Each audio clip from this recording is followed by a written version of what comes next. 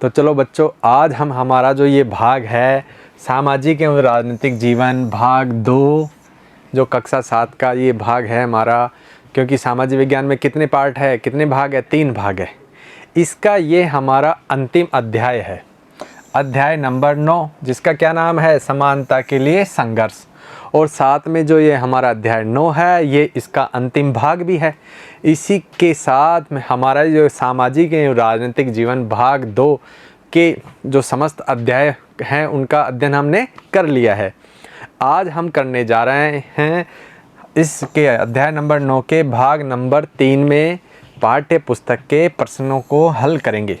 इसके साथ ही ये हमारा सामाजिक एवं राजनीतिक जीवन भाग 2 ये जो किताब है, पूरी किताब है, ये समाप्त हो गई है।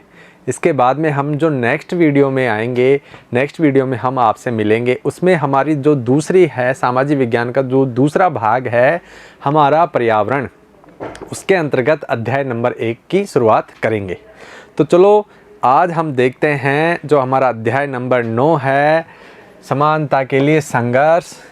इसके ये जो हमारा अध्याय है समानता के लिए संघर्ष, ये जो हमने जो प्रथम पाठ पढ़ा था सामाजिक एवं राजनीतिक जीवन भाग 2 के अंतर्गत, उसी यूनिट का ये भाग है, दूसरा पाठ है उसी यूनिट का। समानता नामक एक यूनिट थी, इकाई थी अपनी, प्रथम पाठ में उसको शुरुआत की गई थी, उसका यहाँ पे अंतिम अध्याय के रूप में उसी यूनिट का ये दूसरा भाग है।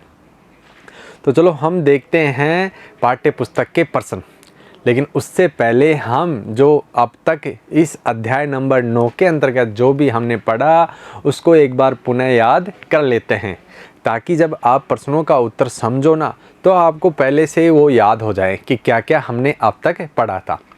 तो हमने इसके भाग 1 के अंतर्गत क्या पढ़ा था कि जो हमारे यहाँ समाज में जो समानता तो किस प्रकार दिखती है, लेकिन विभिन्न अध्यायों के अंतर्गत हमने इस जो किताब है इसके विभिन्न अध्याय पढ़े, 8 अध्याय। उसमें विभिन्न प्रकार की असमानताएं हमारे को देखने को मिली। जैसे समानता के अंतर्गत देखने को मिली, महिलाओं के अंतर्गत असमानता देखने को मिली, फिर बाजार के अंतर्गत हमारे को असमानता देखने को मिली, संचार के साधनों के अंतर्गत हमारे को असमानता देखने को मिली। इन सभी असमानताओं की हमने इसमें चर्चा की भाग प्रथम में। और साथ में हमने जो समानता को स्थापित करने के लिए विभिन्न संघर्ष किए गए लोगों द्वारा, उनका भी हमने यहाँ पर एक उदाहरण दिया तवा मत्स्य संघ के माध्यम से, कि जो तवा मत्स्य संघ है जो मध्य प्रदेश के छिंदवाड़ा ज़िले में, जो किस प्रकार से आदिवासियों ने एक तवा मत्स्य संघ बनाया और अपने अधिकारों के मांग उन्होंने सरकार के समक्ष रखी। तो उसके अंतर्गत हमने अध्ययन किया। दूसरे भाग के अंतर्गत हमने अध्ययन किया कि जो भारतीय संविधान के अंतर्गत हमारे को समानता किस प्रकार से प्राप्त है और हम किन किन क्या क्या ऐसे कार्य करें जिनसे हम समानता स्थापित कर सके, जिसमें हमने देखे कि विभिन्न प्रकार के गीत ना और विभिन्न प्रकार की जो रचनात्मक वो है लेखन सामग्री है, उसके माध्यम से भी लोगों को जागरूक किया जा सकता है। लोग समानता स्थापित करने के लिए विभिन्न प्रयास उनके माध्यम से कर सकते हैं। इसके भी हमने विभिन्न प्रकार के उदाहरण भी वहाँ भी लिए। जैसे कि हमने लखनऊ में देखा था किस प्रकार से महिलाओं की एक जूरी ने महिलाओं पर जो हिंसा हो रही थी उसके लिए वहाँ पर है ना जागरूकता फैलाया। तो इन 2 भागों के अंतर्गत हमने पढ़ा था समानता के लिए संघर्ष। आपने इसको समझ लिया। अब हम इसके आज करने जा रहे हैं पाठ्य पुस्तक के प्रश्न। तो चलो पाठ्य पुस्तक के प्रश्न के अंतर्गत प्रश्न नंबर 1 देखते हैं, प्रश्न पढ़ते हैं और आप इसमें जो मुख्य बिंदु हैं उनको नोट भी करते जाइए। तो पहला प्रश्न है, तवा मत्स्य संघ के संघर्ष का मुद्दा क्या था। अब हमने इसके भाग 1 के अंतर्गत इसका विस्तार से अध्ययन किया कि तवा मत्स्य संघ जो संगठन बना वो किस प्रकार से बना। वहाँ पर क्या हुआ, छिंदवाड़ा ज़िले में जो बहुत सारा जंगल का इलाका था, वहाँ पर जो बैतूल नदी बहती थी, बैतूल के पास में से जो तवा नदी बहती थी ना, वहाँ पर तवा नदी पर पानी को रोककर वहाँ क्या बनाया गया, बांध बनाया गया। कब बनाया गया, 1958 में जब उसका काम चालू हुआ और 1978 में वो बांध पूरी तरह बनकर तैयार हो गया। बांध तो बनकर तैयार हो गया, लेकिन जहाँ वो लोग रहते थे, जिस क्षेत्र में वो बांध बना, वो लोग क्या हो गए, विस्थापित हो गए, उसको वो जगह खाली करनी पड़ी, क्योंकि बांध के भराव क्षेत्र में अब वो बहुत सारा इलाका क्या हो गया, डूब गया। अब क्या हुआ, जिसके बाद विस्थापित लोगों की जो आजीविका का मुख्य रूप से अब बांध से मछली पकड़ने का काम ही रह गया। अब जैसे आसपास लोग वहीं पे बसना शुरू कर दिया, अब उनका मुख्य काम क्या हो गया, मछली पकड़ना, बांध से मछली पकड़ना। लेकिन फिर सरकार ने क्या किया, जो मछली पकड़ने का जो अधिकार है ये भी लोगों से, वहाँ के स्थानीय लोगों से छीन लिया और किनको दे दिया, निजी ठेकेदारों को दे दिया। कब दिया, 1994 में दिया। इस तरह से लोगों के बेरोज़गार होने पर जो 33 गांवों के आसपास के लोग इकट्ठा हुए, उन्होंने एक संगठन बनाया जिसका नाम ही क्या था, तवा मत्स्य संघ, जिसके अंतर्गत लोगों ने सरकार के समक्ष मांग रखी, चक्का जाम किया और कहा कि मछली पकड़ने का अधिकार तो हमारे को दिया जाना चाहिए। इस प्रकार से फिर सरकार ने अंत में उनकी मांग सुनी, कमेटी बनाई उसके अनुशंसा के आधार पर, और फिर पुनः उनको क्या दिया गया, मछली पकड़ने का अधिकार दिया गया। तो यही क्या था, हमारा तवा मत्स्य संघ के संघर्ष का मुद्दा था। तो हमने समझ लिया इसको। तो चलो नेक्स्ट जो प्रश्न है, प्रश्न नंबर 2, उसकी तरफ चलते हैं। प्रश्न नंबर 2 पढ़ते हैं। असमानता को समाप्त करने हेतु लोकतंत्र में क्या क्या किया जा सकता है। अब लोकतंत्र, जैसे हमारा भारत देश में भी क्या है, लोकतंत्र स्थापित है। बहुत सारे देखे थे, रैली, आम सभा, जागरूकता बढ़ाना, बंधुत्व व्यक्त करना, है ना। तो ये सब रचनात्मक अभिव्यक्ति, बहुत सारी चीज़ें हमने देखी कि लोकतंत्र में ये इनके द्वारा क्या किया जा सकता है। लोकतंत्र में इसको असमानता को समाप्त किया जा सकता है। भारत एक लोकतंत्र है और हमारे संविधान के अंतर्गत सभी को क्या है, समानता का अधिकार प्राप्त है। लेकिन फिर भी जब हमने पिछले अध्यायों के अनुसार भी देखा कि भारत में संविधान के अंतर्गत तो सबको समानता का अधिकार प्राप्त है, लेकिन विभिन्न क्षेत्रों में हमने देखा कि आज भी असमानता देखी जा सकती है और फिर भी पूर्णतः समानता स्थापित नहीं हो पाई है। इसके लिए हम क्या करें लोकतंत्र में कि जी हम रैली प्रदर्शन करें, अभियान चलाएं, जागरूकता बढ़ाएं, आम सभा करें और आदि अन्य सभी कार्य करें जिनके द्वारा समानता स्थापित हो सके। ये कहाँ किया जा सकता है, लोकतंत्र में। तो ये सभी है ना जो प्रयास असमानता को दूर करने के हैं। तो चलो नेक्स्ट प्रश्न में चलते हैं। प्रश्न नंबर 3, विस्थापितों को क्या क्या समस्या का सामना करना पड़ता है। अब मैंने यहाँ आपको समझाया, भाग नंबर 1 के अंतर्गत हमने क्या पढ़ा था, तवा मत्स्य संघ।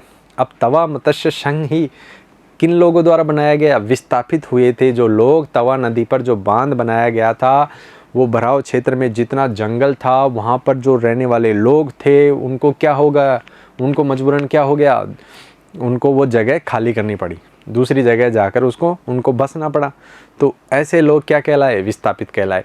अब जब लोग कहीं दूसरी जगह जाते हैं, दूसरी जगह बसते हैं, तो विभिन्न समस्या उनके सामने आती है। वो कौन कौन सी है कि जब सरकार किसी क्षेत्र में कोई विशेष प्रयोजन हेतु काम में लेती है। अब विस्थापित कब होते हैं, जब सरकार है ना जो किसी क्षेत्र को विशेष काम में लेने के लिए उस क्षेत्र में विभिन्न प्रकार के निर्माण के कार्य करती है। जैसे कौन कौन से, वो है जैसे बांध निर्माण। हमने जैसे तवा मत्स्य संघ के अंतर्गत देखा कि वहाँ तवा नदी पर क्या बना, बांध बना। कारखाना निर्माण, आर्थिक जोन, बंदरगाह, सड़क निर्माण, पुलिया निर्माण, रेलवे लाइन, पार्क व अन्य ऐसी सुविधाएं हैं जिनको विकसित करने के लिए जिस क्षेत्र को क्या करती है सरकार, अधिग्रहित करती है। तब वहाँ के लोगों को दूसरी जगह उनको बसाना पड़ता है। तो दूसरे वो लोग क्या हुए जो दूसरी जगह बसेंगे या सरकार द्वारा बसाए जाएंगे, वो विस्थापित कहलाएंगे। अब उनको क्या क्या समस्या का सामना करना पड़ता है। इन सभी हेतु सरकार वहाँ के स्थानीय लोगों को अन्य जगह पर बसाने का कार्य करती है। लेकिन बसाने का कार्य तो करती है, लेकिन उनके समक्ष बहुत सारी परेशानी आ जाती है। वो परेशानी कौन कौन सी है कि ऐसा करने से उनके रोज़गार छिन जाते हैं, वो सांस्कृतिक पहचान खो देते हैं, उनके बच्चों की पढ़ाई का नुकसान होता है। ऐसी बहुत सारी समस्या हैं जो उन विस्थापितों को जब विस्थापित किया जाता है सरकार द्वारा, तब ऐसी सभी समस्याएं उनके सामने आती है। तो चलो नेक्स्ट प्रश्न देखते हैं, प्रश्न नंबर 4। समानता के लिए लोगों के संघर्ष में हमारे संविधान की क्या भूमिका हो सकती है। अब जैसे हमने भाग 2 के अंतर्गत पढ़ा कि भारत के जो संविधान में जो किस प्रकार से समानता के लिए विभिन्न प्रकार के उपबंध किए गए हैं, तो यहाँ भी पढ़ेंगे कि समानता के लिए लोगों के संघर्ष में हमारे संविधान की क्या भूमिका है।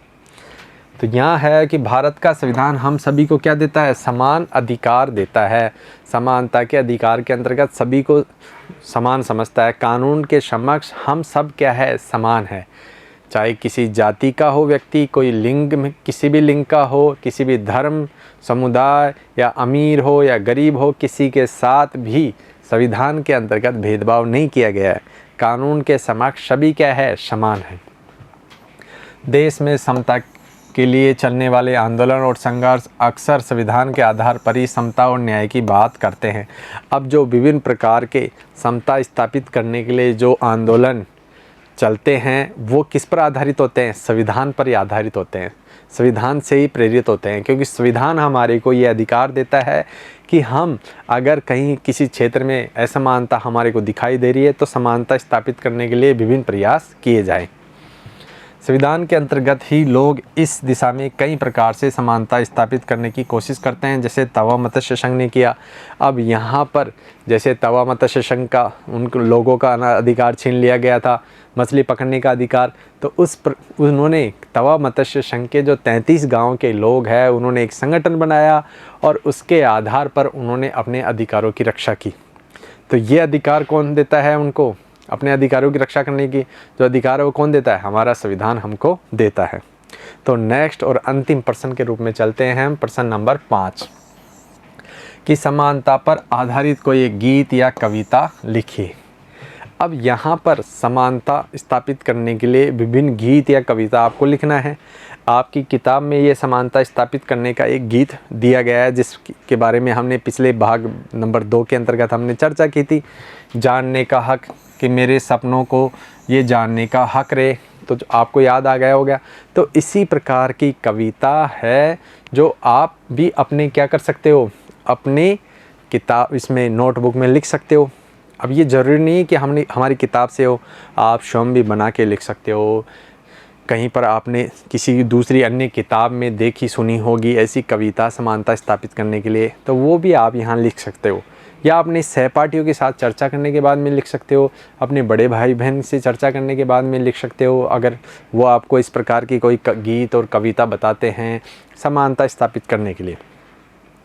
तो हमने जो ये 5 प्रश्न यहाँ पर पढ़े, ये जो 5 प्रश्न है, क्योंकि पाठ्य पुस्तक में जो जब ये पाठ समाप्त होता है उसके बाद में प्रश्नोत्तर इस अध्याय नंबर 9 में नहीं दिए गए हैं पाठ्य पुस्तक के प्रश्न, लेकिन ये जो प्रश्न हैं सभी जो पाठगत प्रश्न हैं, पाठ के अंदर जो विभिन्न बिंदु आए उन बिंदुओं के अंतर्गत ये प्रश्न है। तो इनमें से ही आपके जो प्रश्न आएंगे परीक्षा में। अब हमको जो पाठगत बिंदुओं के अंतर्गत जो हम विभिन्न प्रकार के प्रश्न बीच बीच में करते हैं, जो हमारा जो पाठ्य पुस्तक के प्रश्न वाला जो भाग होता है प्रत्येक अध्याय के अंतर्गत, उससे पहले भी हम कई भागों में है ना जो विभिन्न प्रकार के प्रश्न देखते हैं। तो उन प्रश्नों में से भी आपके परीक्षा में प्रश्न आएंगे। तो वो प्रश्न क्या है, आपकी जो तार्किक क्षमता का विकास करने के लिए वो बीच बीच में ऐसे प्रश्न आते हैं। तो मैंने ये ऐसा कहा कि भाई आपको इन प्रश्नों का उत्तर स्वयं ही देना है, लेकिन उन प्रश्नों से संबंधित जो उत्तर होता है वो मैं पहले आपको समझा चुका होता हूँ, इसलिए मैं ऐसा कहता हूँ कि भाई इन प्रश्नों का उत्तर क्या देना है, आपको स्वयं ही देना है। तो हमारे को जो ये पाठगत के जो प्रश्न आते हैं बीच बीच में, आप अपने जो ये किताब है उसमें भी आप देख सकते हो, रंगीन कलर में ऐसे प्रश्न दिए गए हैं बीच बीच में पाठगत प्रश्न। तो उन प्रश्नों को भी हमको नहीं छोड़ना है, जो हमने अब तक जो पिछले 8 अध्याय पढ़ लिए हैं उसके अंतर्गत उन प्रश्नों को भी हमको क्या करना है, नोटबुक में नोट करना है। तो बच्चों हमारा जो ये 9वां अध्याय के साथ ही जो ये हमारा भाग है सामाजिक एवं राजनीतिक जीवन भाग 2 ये पूरा समाप्त हो गया है। अब हम नेक्स्ट जो वीडियो में मिलेंगे वो आपको हमारा जो सामाजिक विज्ञान है इसी का दूसरा भाग है हमारा पर्यावरण, उसके अंतर्गत अध्याय नंबर 1 के अंतर्गत हम मिलेंगे। तब तक के लिए नमस्कार, धन्यवाद।